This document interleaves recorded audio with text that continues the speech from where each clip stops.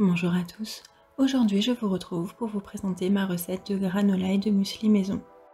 Donc en base il nous faudra 200 g de flocons d'avoine et de quinoa, 100 g de noix, donc ici c'était des amandes et des noix de cajou, 100 g de graines, donc ici graines de courge, tournesol, chia, sésame, chanvre et lin, 15 g d'huile de coco, 50 g de sirop réparti entre l'érable et l'agave, une compote de pommes sans sucre ajouté et une cuillère à soupe de vanille. Alors dans un premier temps, on va d'abord couper les noix et mixer les graines. Donc ici, je mixe les graines de chanvre et les graines de lin. Ensuite, on met dans un saladier les flocons d'avoine. On y ajoute la moitié de nos noix, puis la moitié des graines. On mélange le tout. Et on y ajoute le ou les sirops, donc pour moi c'était comme je vous l'avais dit, sirop d'érable et sirop d'agave, la compote de pommes, l'huile de coco fondue et la vanille liquide. On mélange bien le tout. Donc on mélange assez longuement pour que toutes les graines, les noix et les flocons soient bien enrobés. Et ensuite on place le tout sur une plaque qui va au four, recouverte d'un tapis de silicone ou de papier de cuisson. Donc on étale bien le tout.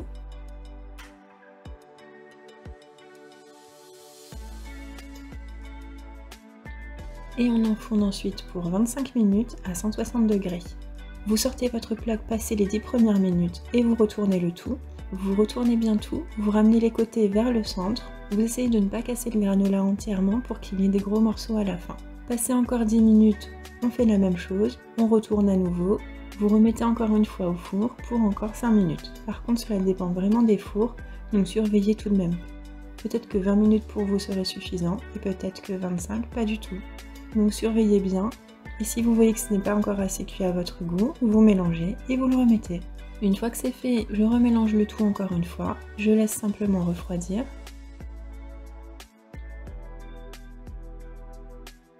Une fois que c'est bien refroidi, je rajoute le reste de mes noix et de mes graines.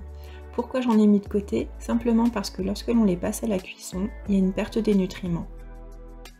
Une fois que le tout est refroidi, on glisse tout dans un pot hermétique et ça peut se conserver plusieurs semaines. Je ne saurais vous dire combien de temps parce qu'ici on est 3 à en manger et ça part relativement vite.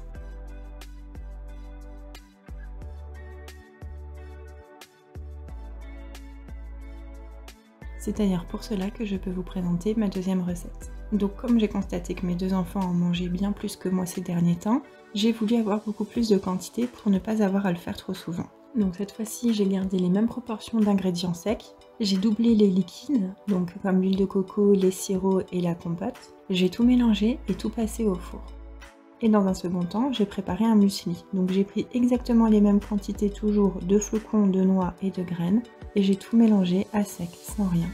Ce qui fait que lorsque l'on prépare nos bols, on met une partie de granola, une partie de muesli et l'équilibre est parfait et surtout on en a pour beaucoup plus longtemps. Donc comme vous pouvez constater, j'ai 2 grands bocaux. En réalité, il y en avait un troisième pour le granola. En tout, cela m'a donné 350 g de muesli et 650 g de granola. Et pour la dégustation, pour moi c'est toujours plus ou moins la même chose. Je vais mettre en base un yaourt, puis ensuite selon mes envies je vais pouvoir rajouter des bananes séchées, des abricots séchés, des baies de goji, des cranberries séchés. Je prépare également toujours en avance un bocal de chocolat noir. Donc je prends un chocolat noir que je coupe en tout petits carrés et que je verse ensuite dans un bocal. Comme ça si j'ai envie de chocolater, j'ai juste à me verser quelques petits morceaux directement dans le bol.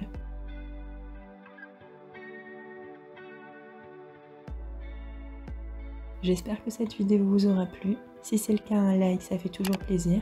Abonnez-vous si ce n'est pas déjà fait et à très bientôt.